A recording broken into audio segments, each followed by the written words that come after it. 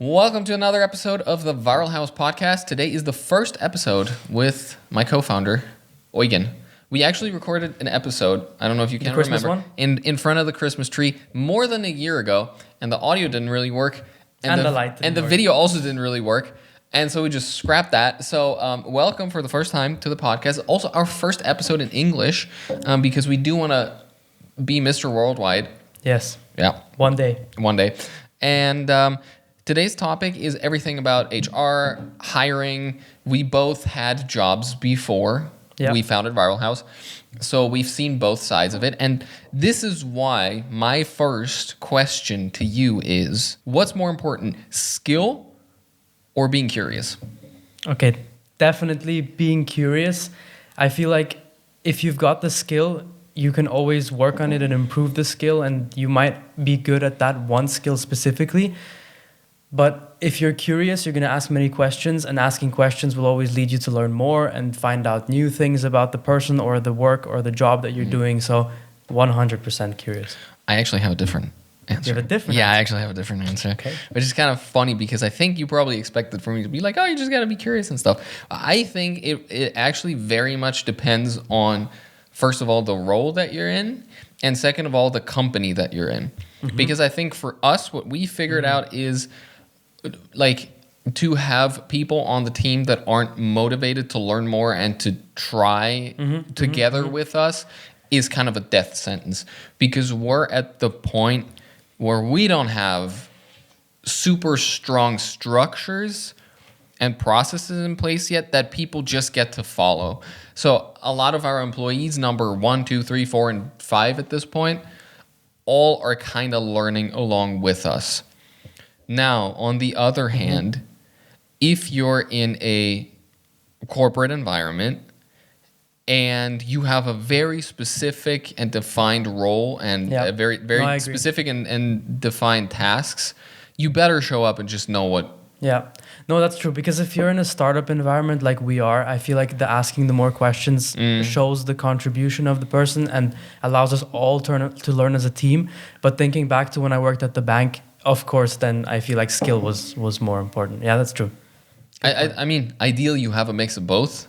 Good point. And I feel like people that are naturally curious will, in the long run, always, maybe not always, but in the long run, turn out with more skill and more experience, just because they're like curious and they want to do more and they want to keep trying.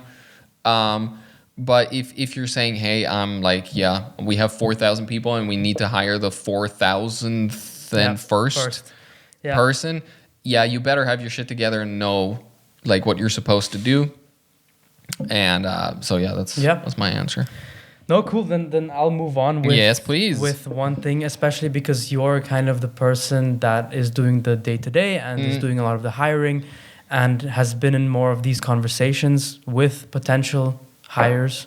So my question to you is, what is one thing you look for in an employee that instantly tells you that in Viral House they'll succeed?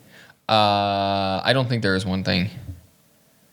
I think this would reduce people down to being able to tell you exactly what kind of person, what kind of a person they are in the 15 minutes of an interview. I see. Yeah. Good point.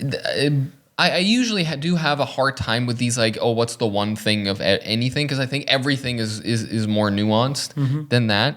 And what I've found so far, I can just say what I've experienced so far. I've gotten into a lot of jobs by straight up bullshitting.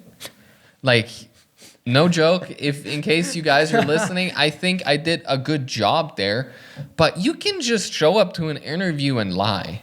Yeah. As long as you can pull it off after. Yeah, and like also, because we were talking about skill before, I think just being able to talk your way either into or out of situations is also a skill that you can learn and develop and stuff over time. Yeah. I did improv theater for like 8 years. Did that help me to like be good in those situations? Yeah, it really did. Good point. And so from the one side, sitting at the other table, I definitely bullshitted my way into jobs that I didn't really deserve, quote unquote. But also on the other hand, I never thought that I will just figure out somebody by interviewing them for 15 minutes or half an hour. Yeah, that's a good point. There's so many variables with people. Their circumstances might change. Their just feelings about a certain Good point, skill yeah. or task Yeah. or job might change. And I think it's very difficult to answer. I think, and I've listened to a lot of like Gary Vee for that, which is like, you're not going to know anyways. So if you have a good gut feeling about somebody and they bring the skills that you need, then you just got to go for it and you're going to find out. And of course, there's different stakes with different jobs. I assume, and we're not at this point yet, but if you hire for like a leadership role that's supposed to like take on a lot of responsibilities and lead teams and stuff, it's different than if we bring in a video editor and we're like, let's see if this works, and if it doesn't, then we can move on fairly quickly. But yeah, at the end of the day, I don't think you'll know. I know you haven't done a lot of like the interviews and stuff for our employees so far. Some, but not as many as me. But you've been on more on the other side of the tables. You know what I mean? Like you've been in more interview situations than me. What was the one thing you focused on in an interview where you were like, this is going to get me the job? Yeah.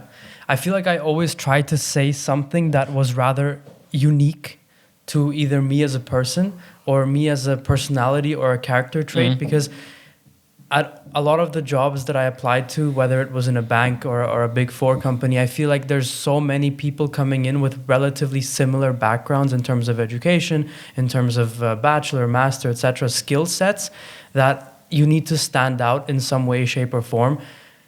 So if I were in an interview and applying for a job, I always looked for something that was unique about me, whether it was even something as a personal trait. So whether it was a discipline or passion about something or being curious, for example, or a way that I learn, because sometimes I was asked in interviews, well, how would you go about a situation where there's a new topic? How would you learn? So do I answer there being like, I'd sit down and read a book, or I would go on Google, or I'd go on ChatGPT? So I would always try to find a unique way to answer that type of question. But from the other side of the table, I feel like then that's what I would look for. So if something is unique about the person, unique that it can fit to the job, that would be a positive. For sure. I think it's definitely, I don't want to make this sound like that there aren't positive indicators you can look for. My whole thing is just like, you never actually know from an interview. That's my whole point. But yeah, I understand what you mean. Someone can be fully motivated and hyped in the first week and then fall off. Yeah, exactly. Which, yeah. Been there, done that. Next question, because you just talked about like academic background, experience and stuff.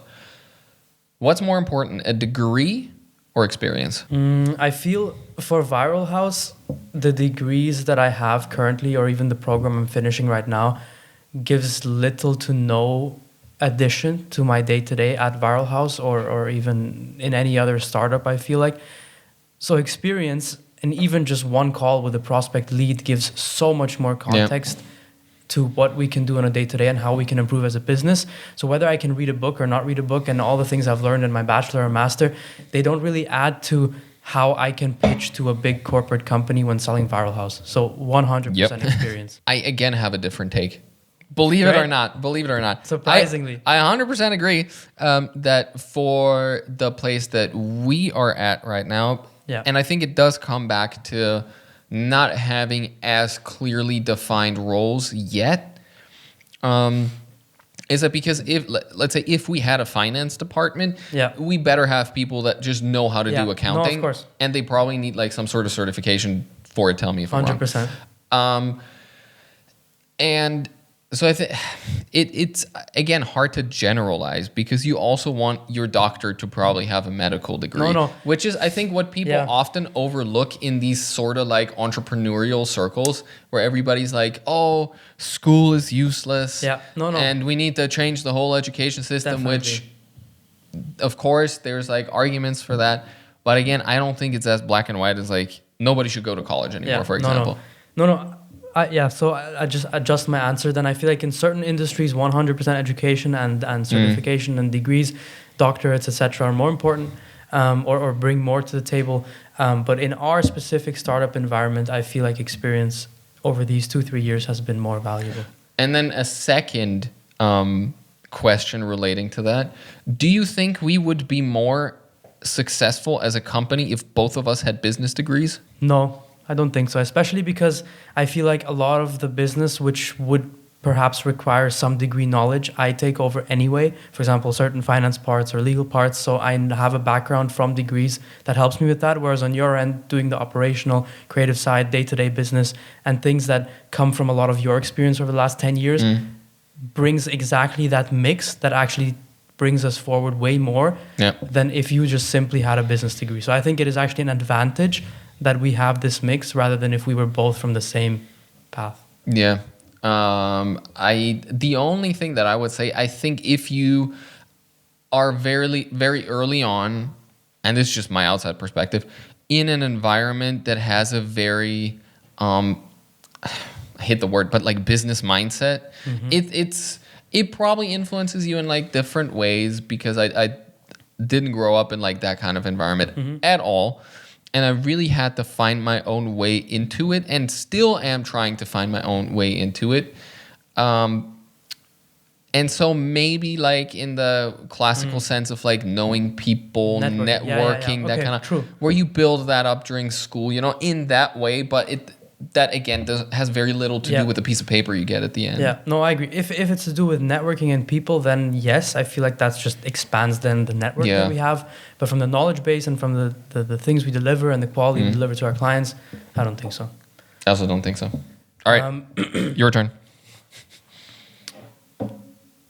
A hire went wrong. Okay. Is there a hire that you regretted? And after that regret, what did you change in our hiring process? Oh, that's such a good question. Do I regret a hire? Regret, no. Looking back at it, I think I could have handled certain situations better, of course. One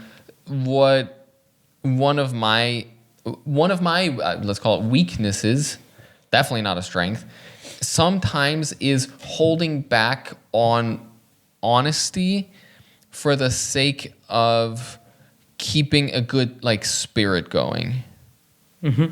What I mean with that is when sometimes when things aren't going right and I can already see and feel that they aren't going right, I'd rather give a person another chance and another chance and another chance than to say, you're doing this wrong, we're going to have to let you go too early. And I think sometimes I pushed out the point where it was just very clear that this isn't going to work too far. And sometimes those situations figure themselves out, but more often than not, they don't. So you have to like actively be like managing them.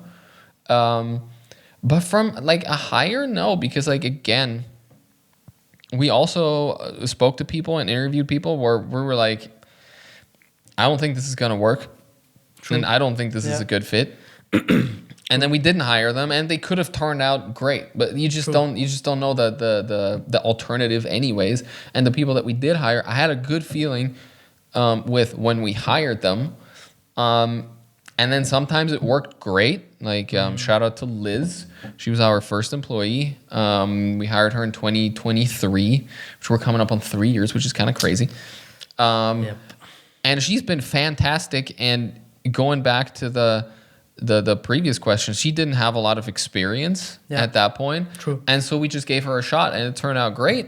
And it might have turned out really bad with somebody else. And so no, I don't regret a single hire. I wish I would have handled certain situations when they came up after the hire differently. Okay. What about you? I mean, again, like you've done less of this, but I'm still like curious. Let me also ask the questions again for the sake of short-form content. Do you regret hiring somebody? I think in our case, every hire, since we're not such a big team, was some sort of learning of either the hiring process or the process of firing them afterwards or the process of managing the relationship while it was going on and perhaps it was going the wrong way. So I wouldn't say regret. I just feel like a lot of the learnings that came from it were worth the hire, which then perhaps didn't work out the way we wanted it to. So in terms of regret, no, I think just handling situations and more so relationship management of the person, which sounds crazy, especially because we're a small startup at this point.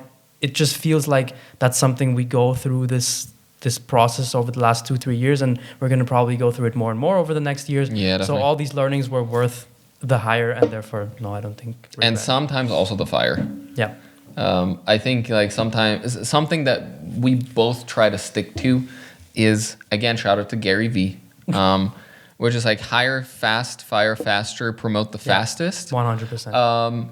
And I think we've done a good job with hiring and promoting, and sometimes the firing has taken too long. Yeah. Where you just know it doesn't work. It's just not working, and it would be better to just move on and find a better option. Yeah. Or like somebody that's a better fit. But yeah, those are three things that I definitely try to I stick. feel like something that we also always tell the team, and I want to tell the team more this year, is that the success of Viral House is a collective task. Yeah, it's a 100%. collective goal. So if everyone contributes their part, and also sometimes more than just their parts, to really give them this motivation of joining us in our vision, then everyone wins at the end of the day. And it's not just two dudes at the top who take everything, but rather it's a collective effort, and everyone should feel that. Yeah, I think so too. And I mean, that goes into so many directions, which I don't know if we want to go into. But so for me, first of all, I think that comes back to having people that are just generally motivated to just learn a bunch of shit and just see a bunch of shit is super important, because we're a team of 6 people now. If somebody does 20% more, it makes a huge difference for everybody else. If you're a team of 1,000 people and you do 20% more, the weighting is just very different. And Good point. it's the most obvious for us because that's our job, basically, to go above and beyond. But if we're not expecting anybody else to care about this as much as we do, because it's our business, not theirs.